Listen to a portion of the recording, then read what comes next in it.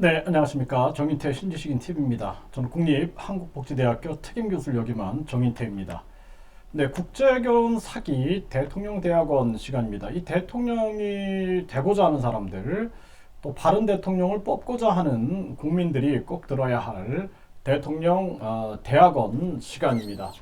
네, 우리나라가 이제 저출산 고령화 문제가 아주 심각해요. 그래서 지금 저출산 고령화 문제가 굉장히 심각하다 보니까 뭐 비혼모, 또 뭐 비혼에 대한 결혼 안 하겠다라는 거죠. 비출산, 이제 비혼모까지 이렇게 나오게 되고 이 부분에 대해서 사회가 이렇게 갈등을 빚고 있는 그러한 모습을 보여주고 있어요.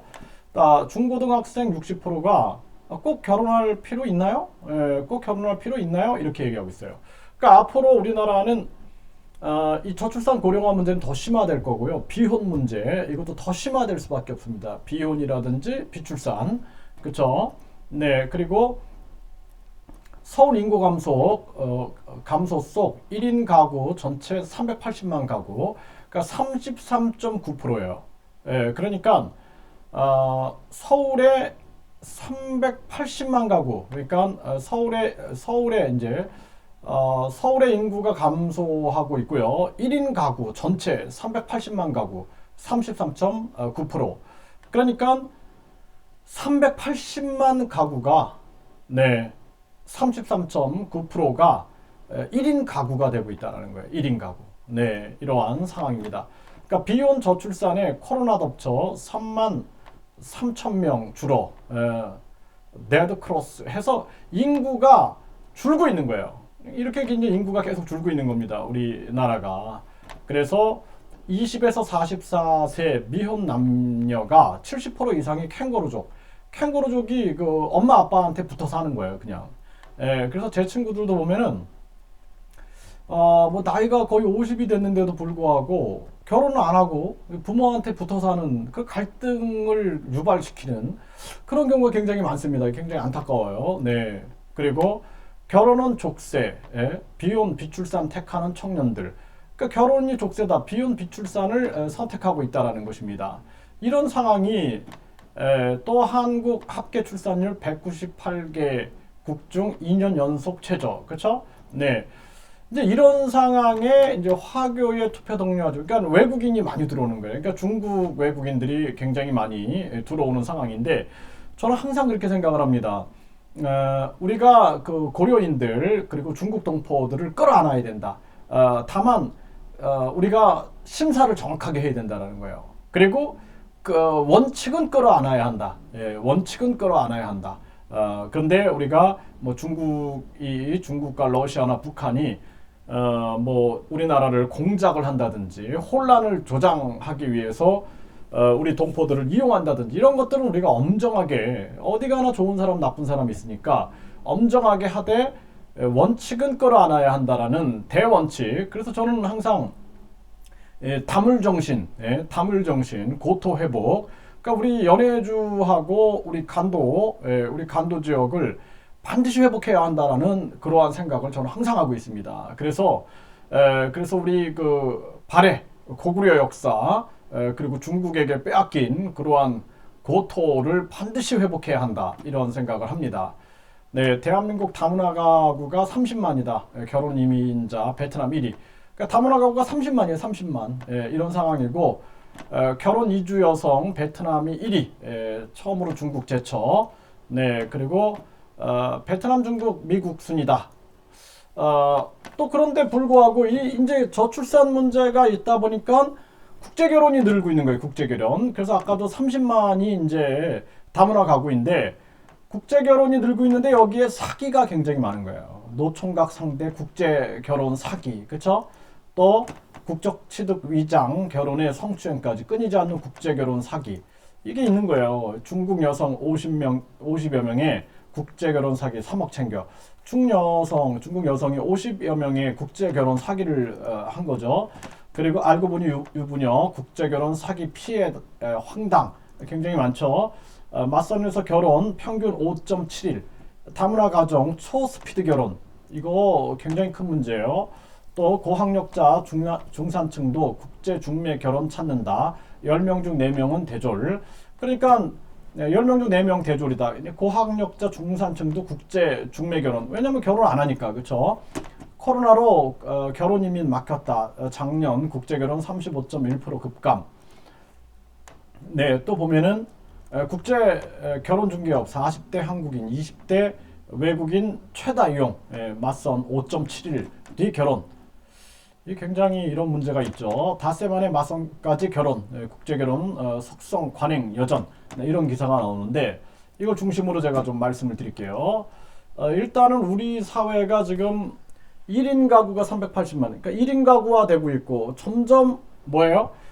비혼, 비출산, 그 다음에 이쪽으로 가고 있다. 비혼, 비출산, 비혼모 쪽으로 가고 있다. 1인 가구로 가고 있다. 그래서 1인 가구 정책도 굉장히 중요하고 이제는 생활 동반자법을 통과시켜야 할 때가 왔다. 저는 그렇게 봅니다. 생활 동반자법.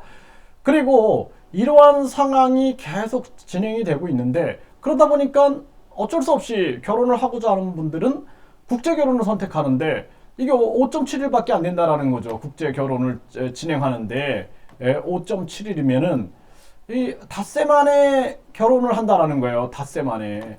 그러면은 어떤 문제가 생길까요? 당연히 나중에는 여기 사기가 굉장히 많을 수밖에 없는 거예요. 그러니까 국제결혼 가정 중에는 굉장히 잘 살고 행복한 가정도 많아요. 그런 분들은 참 제가 박수를 보내드립니다. 그런데 저는 해외 활동을 많이 했잖아요. 뭐 미국, 캐나다, 호주, 뭐 뉴질랜드, 뭐 중국, 일본, 뭐 다양한 관련해서 제가 일들을 하다 보니까 특히 이제 동남아 쪽에서는 이 국제결혼 사업을 많이 합니다, 사람들이. 그러니까 저한테 무슨 얘기를 하냐면 한 명당 뭐 돈을 그 베트남에서 보면은 거의 한 1,000만 원 정도, 1,500만 원 정도가 중간에서 굉장히 많이 거래가 돼요. 그러니까 외국인 근로자로 간다 그래도 한 1,000만 원에서 1,500. 또 뭐 한국에 뭐 예를 들어서 뭐 유학을 간다. 또 한국에 뭐 결혼을 한다. 그러면 이 정도 돈들이 움직여 갖고 이 돈을 가지고 서로 나누는 거예요. 뭐 한국하고 나누고 뭐 어디하고 나누고 어디하고 나누고 이런 식으로 브로커들하고 나누고 이런 식의 움직임이 있습니다. 그러다 보니까 저도 제가 이제 한국어를 가르치고 또 외국인 정책을 많이 제안을 하다 보니까 그런 제안들이 막 와요. 뭐 결혼 사업을 같이 해보자 등등등. 그러면 제가 항상 하는 얘기가 결혼의 가장 중요한 것은 사랑이지. 네. 그래서 첫 번째 언어가 통해야 된다. 영어로 통하든 베트남어로 통하든 한국어로 통하든 언어가 통해서 최소한 1년 정도 교제를 해야 된다. 그리고 사랑해서 결혼하는 거지. 응? 어떻게 5일 만에 소개시켜줘갖고 오자마자 맞선해가지고 결혼. 그 자체가 문제가 많은 거예요.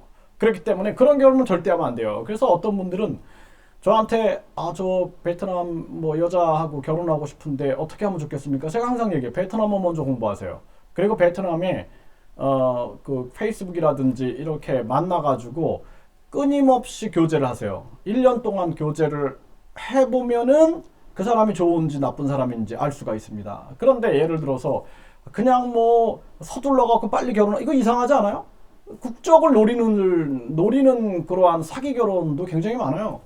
제가 아는 제 한국어 센터에 한국 남자가 둘이 있었는데 이 둘 다 한국어 선생인데 이 베트남 여자하고 동거를 하는 거예요. 동거를. 근데 참 신기한 게 뭐였냐면 베트남 여자하고 동거를 하는데 그 나쁜 건 아니에요. 베트남 여자하고 동거를 하든 뭐 저는 그런 거 신경 안 쓰는데 나중에 알고 보니까 한국에서 어떤 그 대학교 강사님이 저한테 문자를 보냈어요.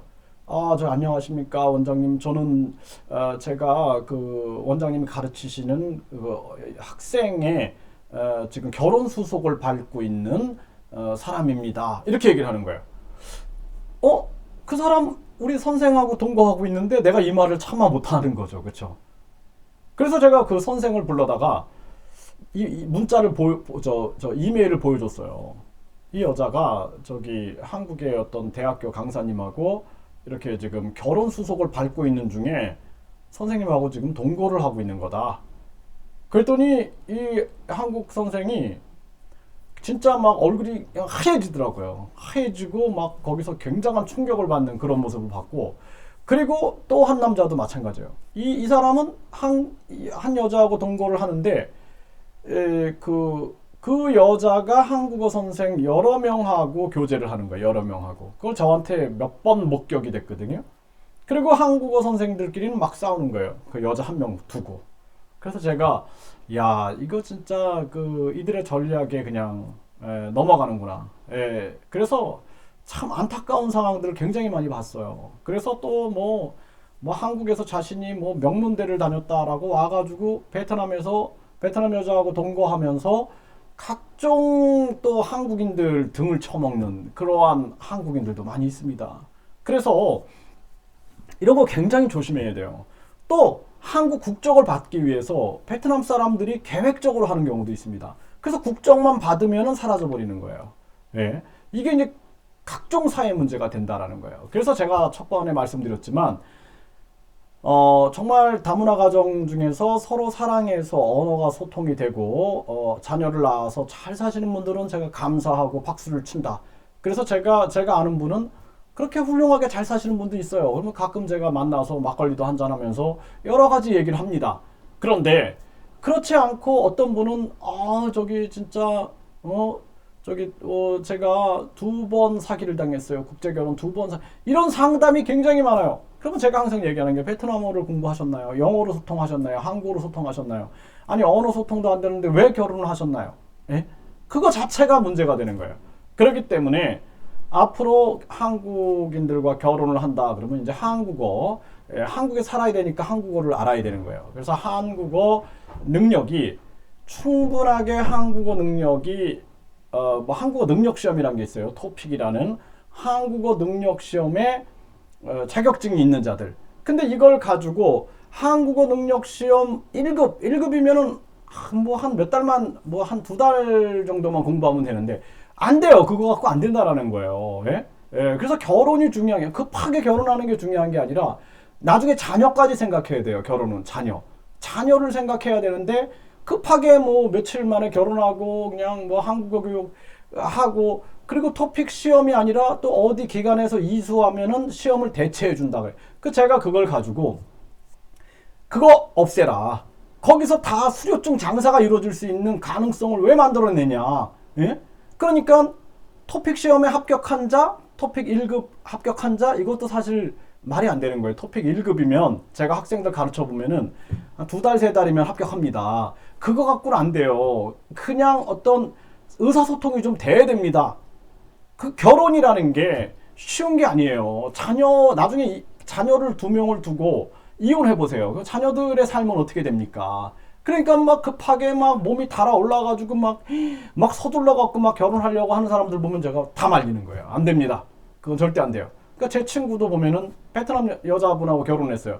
결혼 2번 하고 이혼하고 또 결혼하고. 그래서 내가, 자네도 그렇게 하지 말라고. 자녀들이 뭐가 되냐. 자녀들이 상처받는 걸 생각해봐라.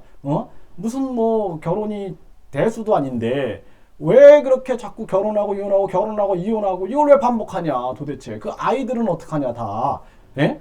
그래서 제가 아주 그냥 그 사람 내가 얼굴도 안 봅니다 지금. 왜냐하면 그 자녀들의 인간의 존엄성을 존중하지 않고 있는 거예요. 그리고 이런 문제 속에 사기가 있는 거고, 그리고 또 중요한 게 뭐냐면, 정부가 정책을 쓸 때 토픽 시험 1급 이상 그러면 그렇게 다 균등하게 해야 되는데, 어떤 특정 한국어 학원을 지정해서 거기서 교육을 뭐 예를 들어서 몇 달 받으면은 시험 안 봐도 돼, 이수증을 주면은 통과, 이렇게 하고 있는 거예요. 미친 정책을 쓰고 있는 거예요. 그래서 제가 그 공정성이 있냐, 공정성도 없고, 그렇게 해서 만약에 수료증이 장사가 돼버리면은 어떡하려고 그렇게 하고 있느냐. 지금 각종 서류 위조 문제부터 해가지고 각종 문제가 터져나오고 있는데 이 말이 되느냐. 그러니까 해외 공간에 있는 영사나 이런 사람들이 애국심이 없는 거예요. 애국심이. 제가 아주 진짜 우리나라는 진짜로 공무원들이 애국심이 없으면 나라 망합니다. 근데 해외 나가서 진짜 나라를 생각해야 되는데 피자 장사를 하는 영사들, 제가 그냥 대사관 가가지고 엄청 싸웠어요. 그랬더니 대한민국 영사가 무슨 피자 장사를 하냐고 막 저를 야단을 치는 거예요. 그 결국에 걸려갖고 검찰에 구속됐잖아요. 그러니까 이게 미친 나라입니다. 이런 이쯤 가면 미친 거예요, 나라가. 예? 그래서 이 나라를 완벽하게 개조하지 않으면은 이 나라 변화 안 된다. 희망이 없다. 저는 그래서 강력하게 이 나라가 개조됐으면 좋겠다. 그 항상 말씀드리잖아요. 고려가 불교가 부패하면서 망했고 조선이 결국에는 학자들이 유생의 나라다 그러면서 학자들이 부패하면서 망한 겁니다. 예? 그렇기 때문에 가장 중요한 게 뭐냐? 정말 어렸을 때부터 애국, 애민을 가르쳐야 되고 인간의 도리가 무엇이냐? 예? 효도가 무엇이고 우애가 무엇이고 신뢰가 무엇이고 근면이 무엇이고 자조가 무엇이고 협동이 무엇이고 이런 걸 배워야 된다라는 거예요. 그렇지 않으면은 이게 맨날 입시 위주로 교육을 만들어 놓고 나라가 다 망해버리고 지금 저출산 문제, 고령화 문제, 장애인들도 고령화 문제가 지금 심각합니다. 이런 상황에서 나라 희망이 없어져 버리는 거예요, 점점. 그러니까 외국인들은 계속 물밀듯이 들어오는데 그런데 여기에 대해서 우리는 이 한국적 가치를 통해서 사회 통합을 이루어야 되는데 한국적 가치를 통한 사회 통합을 할 기본적인 마인드가 없는 거예요, 공무원들한테. 자기들 임기만 생각하고 예? 후손을 생각하지 않는 거예요. 후손을. 나라가 망하는 겁니다. 예, 그래서 제가 요즘에 잠을 못 자는 거예요. 이 나라가 망하는 이 상황을 지켜보느니 정말 이걸 어떻게 해야 하는가라는 생각을 항상 하게 되는 겁니다. 네, 감사합니다.